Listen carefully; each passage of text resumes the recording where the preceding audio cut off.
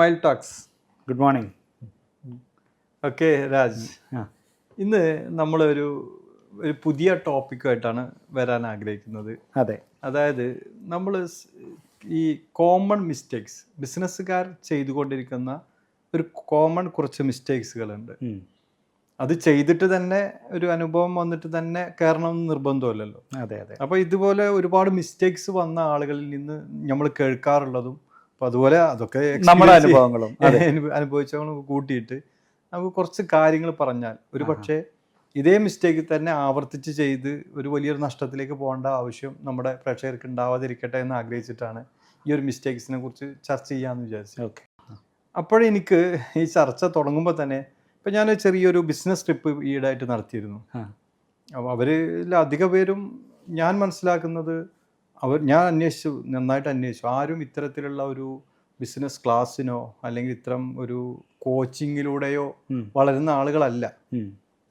പൊതുവേ ഇങ്ങനത്തെ കോച്ചിങ് ചെയ്യുകയും മോട്ടിവേഷൻ ചെയ്യുകയും ചെയ്യുന്ന ആളുകളൊക്കെ ഒരു നെഗറ്റീവായിട്ട് മനസ്സിലാക്കുകയും ചെയ്യുന്ന ആളുകളായിരുന്നു. ഞാൻ ആദ്യം എന്നോട് പറഞ്ഞത് ഇത്തരത്തിലുള്ള മോട്ടിവേഷനും കോച്ചിങ്ങും ഒക്കെ ചെയ്യുന്ന ആളുകൾ ഫാമിലിയിൽ നിന്നോ അല്ലെങ്കിൽ നാട്ടിലെ അറിയുന്ന ആളുകളിൽ നിന്നോ ഒരുപോലെ ആളെ പോലും കമ്പനിയിലേക്ക് കയറ്റരുത്, ആളുകൾക്ക് കടം കൊടുത്തു പോകരുത്, കടം കൊടുത്താൽ അങ്ങനെ ആവും ഇങ്ങനെ ആവും എന്നൊക്കെ പറയുന്ന ആളുകളാണ് കോച്ചേഴ്സ്, ഇത്തരം മോട്ടിവേഷൻസ് എൻ്റെ ആളുകൾ എന്നാണ് അവർ നമ്മളോട് പറഞ്ഞത്. സത്യത്തിൽ മനുഷ്യന്റെ മനസ്സിലുണ്ടാവേണ്ട കുറെ നന്മകളാണല്ലോ ഫാമിലി, നാട്ടുകാര്, അല്ലെങ്കിൽ നമ്മുടെ അറിയുന്ന ആളുകൾ, കുറെ നമ്മളെ ഫ്രണ്ട്സിന്റെ ആളുകൾ ഒക്കെ നമ്മളെ നന്മകളാണ്. അല്ലെങ്കിൽ ഒരാൾക്ക് കടം കൊടുക്കുക എന്നൊക്കെ മനുഷ്യന്റെ നന്മകളാണ്. ഇതിനെയൊക്കെ വേണ്ട എന്ന് പറഞ്ഞ് വറ്റിക്കുന്ന ആളുകളാണ് മോട്ടിവേഷൻ സ്പീക്കേഴ്സ്, ഇതുപോലത്തെ കോച്ചുകൾ എന്നും ഒക്കെ പറയുമ്പോൾ എനിക്ക് നന്നായിട്ട് എനിക്കതൊരു ഒരു ടോപ്പിക്കായിട്ട് നമ്മൾ ഇന്നത്തെ ഈ വിഷയങ്ങളിൽ, കാരണം നമ്മൾ കോമൺ മിസ്റ്റേക്സിൽ വരുന്നൊരു ഭാഗമാണ് നമ്മളെ കൂടെ ആരൊക്കെ നിർത്തുന്നു എന്നുള്ളതും അവർ നമുക്ക് ചെയ്യുന്ന പണികൾ എത്ര കണ്ട് നമ്മൾ അഡ്ജസ്റ്റ് ചെയ്ത് പോയതിനു ശേഷം ഒരുപാട് നഷ്ടങ്ങളിലേക്ക് പോയതൊക്കെ നമുക്ക് കാണുന്നുണ്ട്. അപ്പോൾ ആ മിസ്റ്റേക്സ് തന്നെ അങ്ങ് തുടങ്ങാം. ഓക്കെ. അപ്പോൾ ഒരു ഹോട്ട് ടോപ്പിക്കും കൂടെ ആവുമല്ലോ. ഓക്കെ. അപ്പോൾ നമ്മളിത് തുടങ്ങേണ്ടത് കടം കൊടുക്കുന്നതിൽ നിന്നാണോ തുടങ്ങേണ്ടത്, അതോ ഫാമിലി തുടങ്ങേണ്ടത്? ഫാമിലി. മനുഷ്യ മനസ്സിനകത്ത് വേണ്ട ഒരു വലിയൊരു വെളിച്ചമാണത്. ഫാമിലി, അടുത്ത ബന്ധുക്കള്, അവിടെ നിന്നാണല്ലോ നമ്മൾ പിന്നെയാണ് നാട്ടിലേക്ക് ഇറങ്ങേണ്ടത്, പിന്നെയാണ് ഫ്രണ്ട്സിലേക്ക് ഇറങ്ങേണ്ടത്. അപ്പൊ ഈ രീതിയിൽ തന്നെ നമ്മൾ വളർന്നു വരുന്നത്.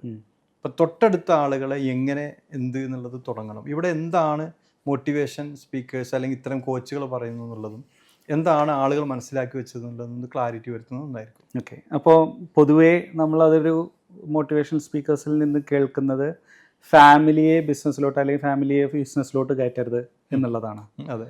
അതായത് പല ബിസിനസ്സിലും നമ്മൾ സംഭവിച്ച് കാണുന്നത് ഫാമിലി, ഇപ്പം നമ്മുടെ ബ്രദർ കയറുമ്പോൾ അതിൻ്റെ ഉള്ളിലുള്ള ആ ഒരു പ്രൊഫഷണലിസം പലപ്പോഴും നഷ്ടപ്പെടുന്നതായിട്ടും അവർക്ക് മുൻതൂക്കം കൊടുത്തുകൊണ്ട് കാര്യങ്ങൾ ചെയ്യുമ്പോൾ അതിൻ്റെ ഒരു ഇൻറ്റഗ്രിറ്റി പലപ്പോഴും നഷ്ടപ്പെടുന്നതായിട്ട് കാണുന്നുണ്ട്.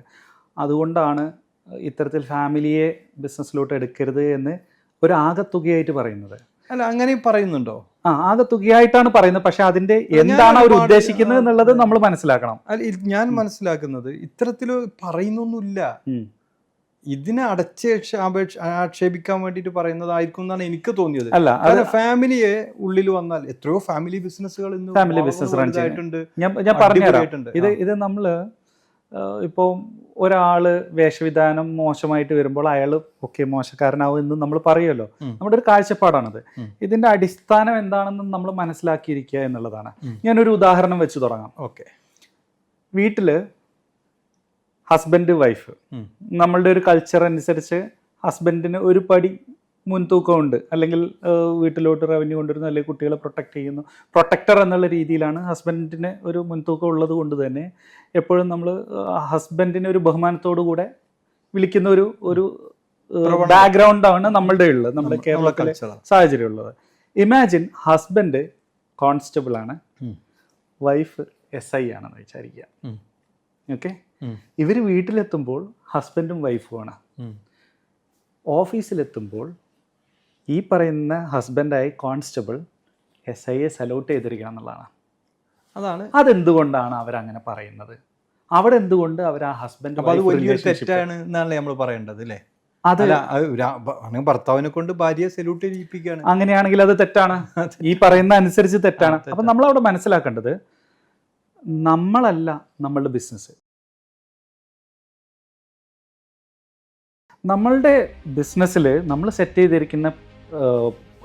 ചെയ്തിരിക്കുന്ന ഹൈറാർക്കിയിൽ അല്ലെങ്കിൽ അതിൻ്റെ പൊസിഷൻസിന് ആ പൊസിഷനെ റെസ്പെക്റ്റ് ചെയ്യുന്ന രീതിയിലാണ് നമ്മളുടെ ബിസിനസ് പോകുന്നതെങ്കിൽ, അതായത് നമ്മൾ വ്യക്തികളെ അല്ല എടുക്കുന്നത്,